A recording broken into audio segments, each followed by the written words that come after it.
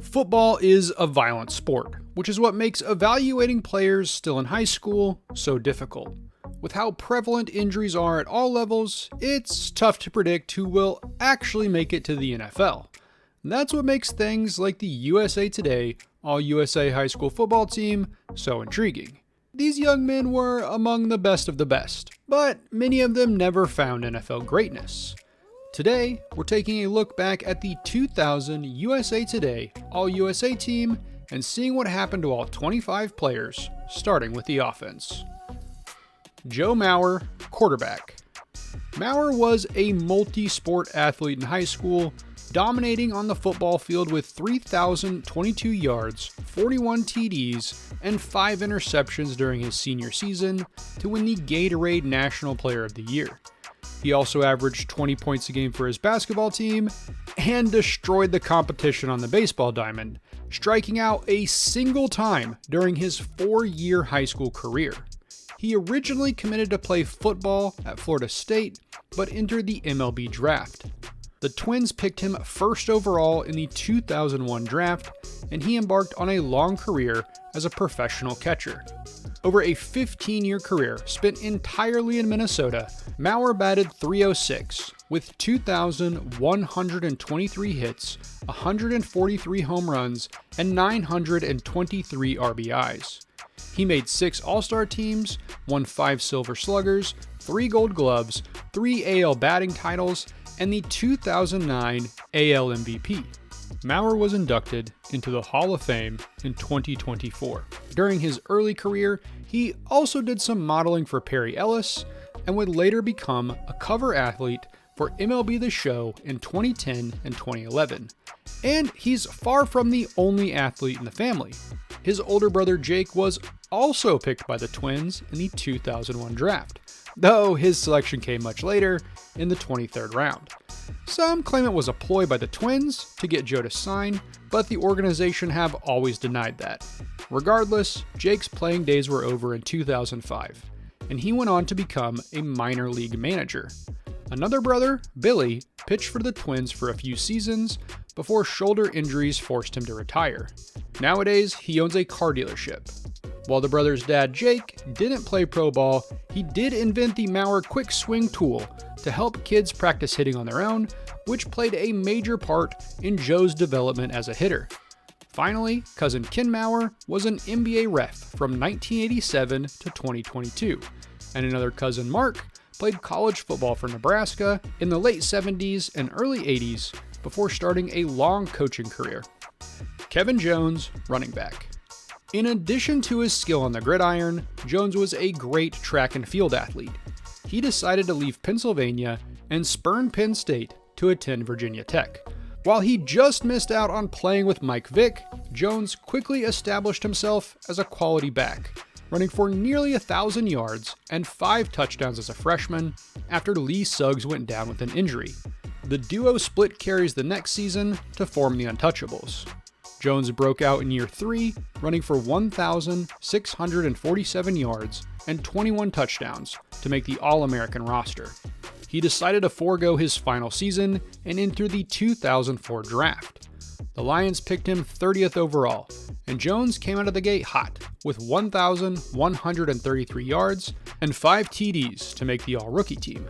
Unfortunately, a few poorly timed injuries meant his first season would be his best. He spent 4 years with the Lions, before playing one last season with the Bears in 2008. He then missed a few seasons with injury and left the NFL in 2010. Jones played for 1 season with the Hartford Colonials in the UFL before hanging him up. He went back to Virginia Tech to earn his degree in industrial design. He did an internship in Switzerland where he got into yacht racing. As of 2016, he's working at the design firm he co-founded in Virginia. He's also done some coaching with the Bucks during the 2019 minicamp. Eric Shelton, running back. Shelton starred on both sides of the ball in high school, but was a running back from the jump in college. His collegiate career started at Florida State. During his freshman season, Shelton ran for 130 yards. After spending a season in the crowded backfield, he transferred to Louisville to be closer to home and get more on-field opportunities. He sat out a season and quickly proved he still had it, rushing for 790 yards and 10 TDs. Shelton followed that up with 930 yards and 20 touchdowns. He decided to head to the NFL draft, and that's where things get interesting. See, Shelton hadn't transferred for academic or off-field issues, but when NFL teams were getting their background checks about him, it came to light that he had a 1999 assault conviction and a 2001 drug charge. Except none of that was true. The company that was doing the background checks had checked out the wrong Eric Shelton, and he almost slid down draft boards. Thankfully, it was mostly caught ahead of time, and the Panthers picked Shelton in the second round. Unfortunately, his NFL career was short-lived. He missed his draft season with a broken toe and ran for only 23 yards in 2006 before being released. He signed with Washington in 2008, but picked up a neck injury and never made it onto the roster. As of a 2019 interview, he was living a normal life, taking care of his 2 daughters. Blake Larsen, offensive line. Larsen's collegiate experience at Iowa didn't work out the way many were hoping for. He dealt with injuries throughout his time on campus and walked away from the program after his junior season. He's since become a police officer in the suburbs of Kansas City, where he's seemingly still working in 2025. Ben Wilkerson, offensive line. Wilkerson left Texas to play college ball at LSU. He was part of the team that beat OU to win the BCS National Championship in 2003 and was named an All-American in 2004. That season, he also shared the Remington Trophy as the nation's best center with Michigan's David Boss. Despite the college production, Wilkerson was not selected in the 2005 draft. He signed with Cincinnati and appeared in 3 games in 2 years. Wilkerson then joined the Falcons, appearing in 29 games as a rotation player. After spending the 2009 season with the Florida Tuskers in the UFL, Wilkerson decided to retire and move into coaching. He first worked as a graduate assistant for Les Miles at LSU. He's gone on to work for several organizations over the years, but is working as the assistant offensive line coach for the Cleveland Browns as of 2025. Andrew Whitworth, offensive line. The 6'7" Whitworth didn't just dominate the football field.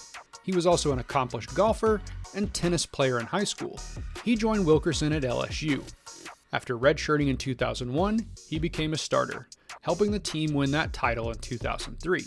He was named a second-team All-American in 2005, and the Bengals picked him in the second round of the 2006 draft. He spent 10 seasons with the team, starting 164 games, mostly at left tackle. He made 3 Pro Bowl teams and 2 All-Pro rosters for Cincy. In 2017, he signed with the Rams. He made 1 last Pro Bowl and All-Pro team that season, though the Rams lost to the Patriots in the Super Bowl. He played with the team through 2021, helping them capture a Super Bowl win in his final season at age 40. Whitworth has since joined Amazon's Thursday Night Football crew as an analyst. Chris Spencer, offensive line. Spencer spent his college career at Ole Miss, blocking for Eli Manning. He was good enough during his time there for the Seahawks to pick him 26th overall in the 2005 draft. Spencer was only able to get on the field for 7 games during his rookie season, but started 13 games, mostly at guard, in year 2.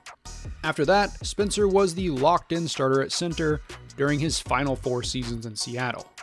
He signed with the Bears in 2011 and started 14 games at right guard. The next year, he moved to left guard and played in 10 games, starting 5 of them. In 2013, he signed with the Titans and spent 2 more seasons playing in Tennessee back at his natural center position. He's since parlayed his NFL career into being an entrepreneur. Reggie Williams, wide receiver. Williams was born on a military base in West Germany, but largely grew up in Virginia. By high school, his dad's military career had moved the family to Washington, and Williams decided to stay in-state and join the Washington Huskies. The 6'4" wideout came out of the gate on fire, catching 55 passes for 973 yards and 3 TDs.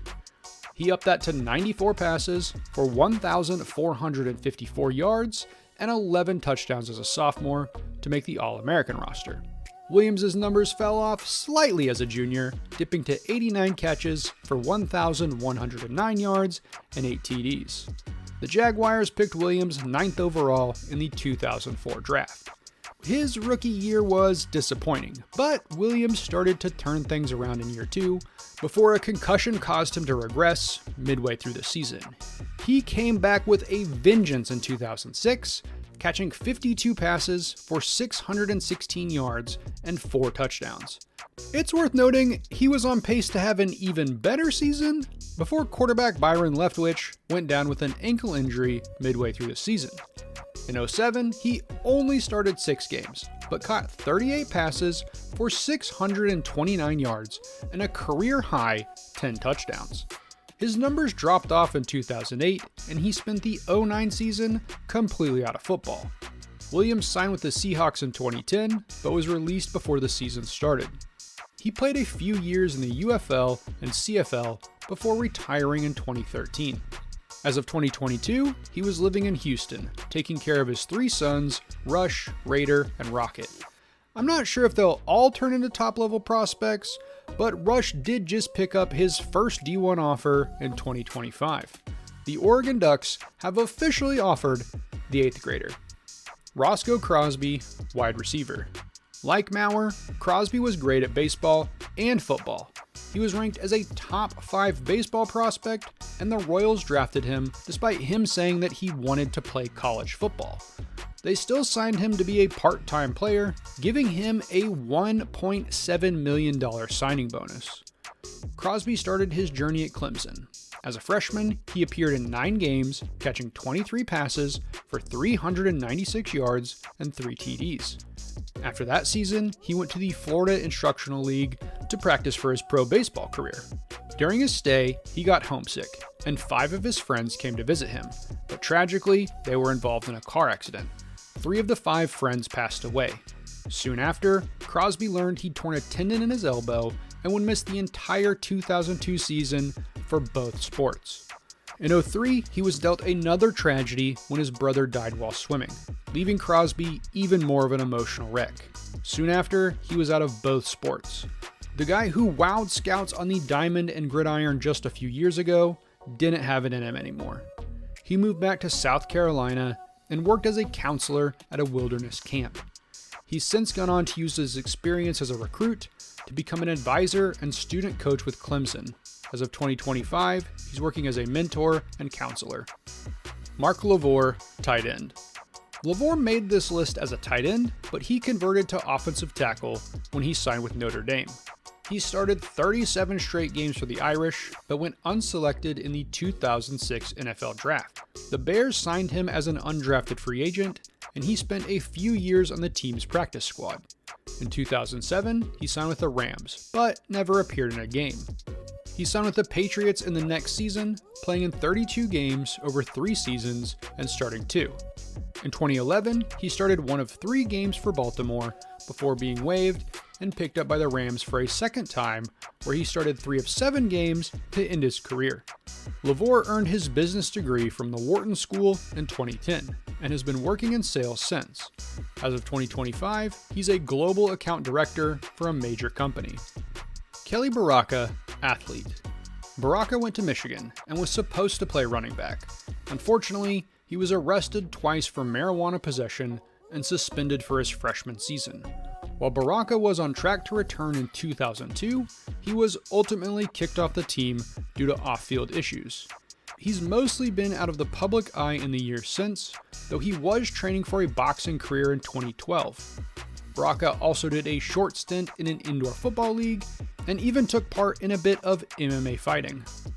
Mike McLaughlin, kicker. McLaughlin signed with Alabama for college ball, though it doesn't look like he played much. Instead, he focused on his studies, earning a business degree. He's since gone on to work in the business world for the last few decades and is working in marketing as of 2025. And now for the defense. Shaun Cody, defensive line. After racking up more than 50 sacks during his final 2 years of high school, Cody signed with USC. He quickly worked himself into the starting lineup, becoming a star defensive tackle, making the All-American team in 2003 and 2004, and winning the Pac-10 Co-Defensive Player of the Year in 2004. The Lions picked him in the second round of the 2005 draft. He spent 4 seasons with Detroit, mostly working as a rotation player. In 2009, he signed with the Texans and became a starter. During his 4 years, he started 57 games, mostly at nose tackle. He retired in 2012 and has done some broadcasting work. As of 2025, it looks like he's mostly working as a restaurateur with a pizza joint that he owns with his brother. Tommie Harris, defensive line. Harris was born on a military base in Germany, but spent his high school days in Texas. He decided to head to the University of Oklahoma, where he started every game of his true freshman season to win Big 12 Defensive Freshman of the Year. He grew into an All-American in 2002 and 2003, and won the Lombardi Award and Bill Willis Trophy in 2003. The Bears picked him 14th overall in the 2004 draft. He started every game and made the All-Rookie team with 3.5 sacks and 7 tackles for loss. From 2005 to 2007, he made 3 straight Pro Bowls, picking up a second-team All-Pro nod in 2005.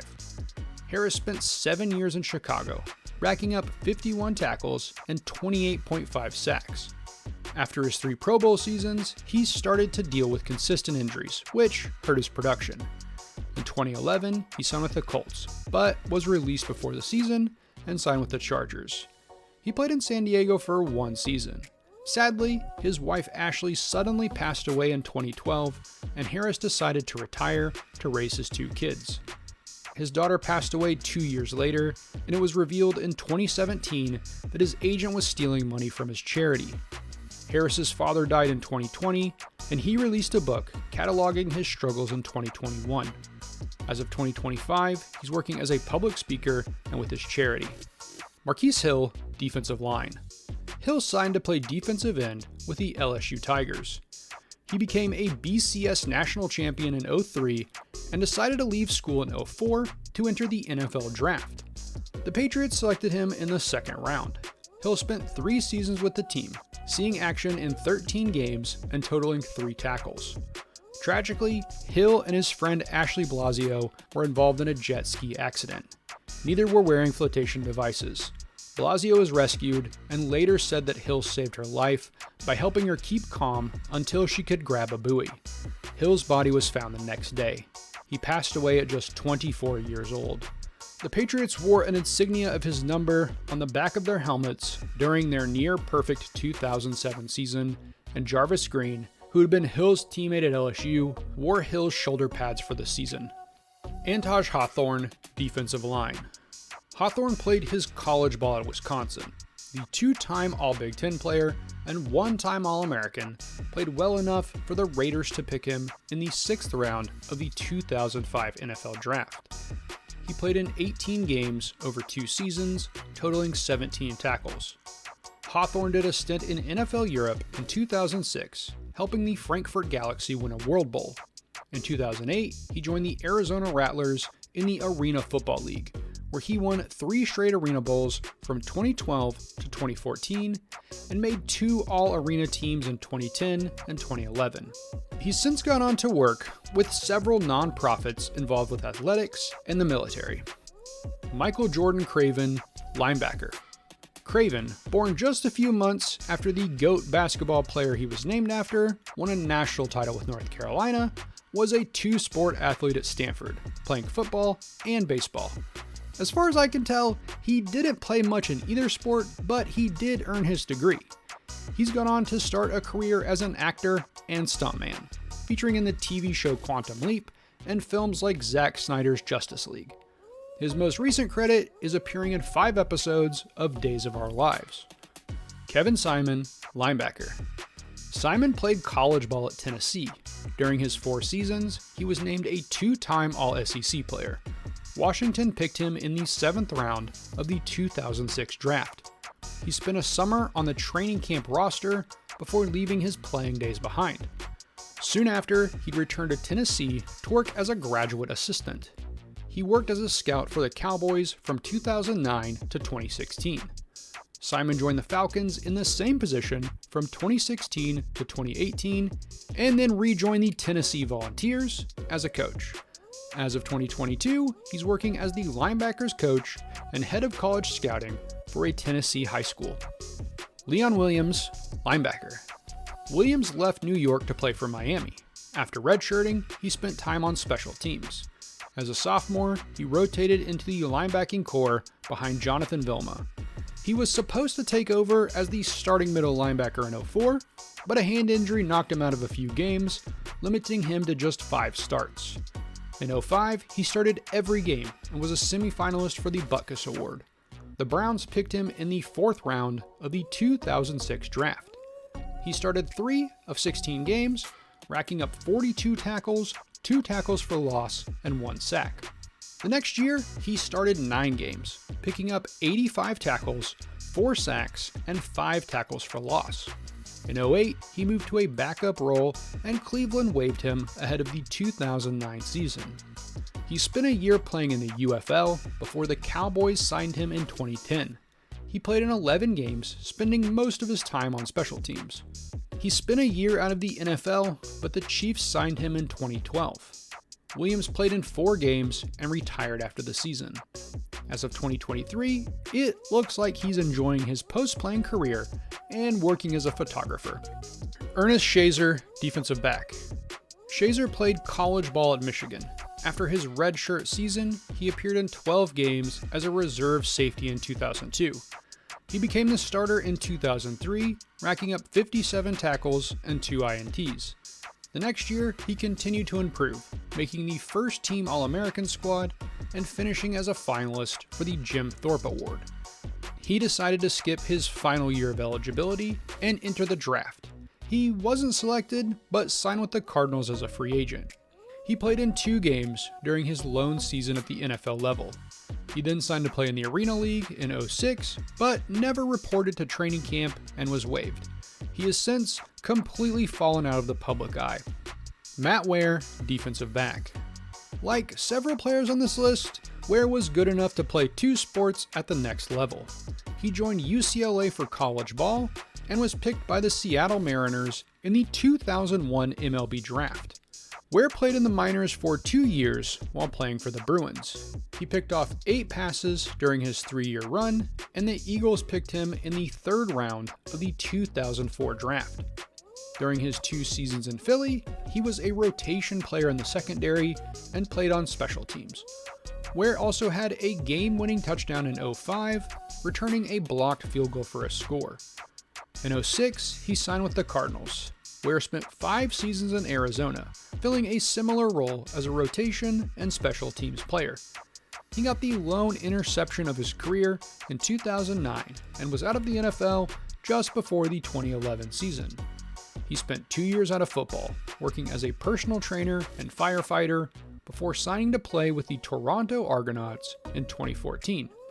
As of 2025, he's taking care of his family, does a lot of podcasts, and is still absolutely yoked. Marlin Jackson, defensive back. Jackson joined Shazor at Michigan, giving the team 2 standout secondary prospects. He quickly established himself as a shutdown corner with great hands, ending his 4-year career in 2nd place all-time for pass breakups at Michigan.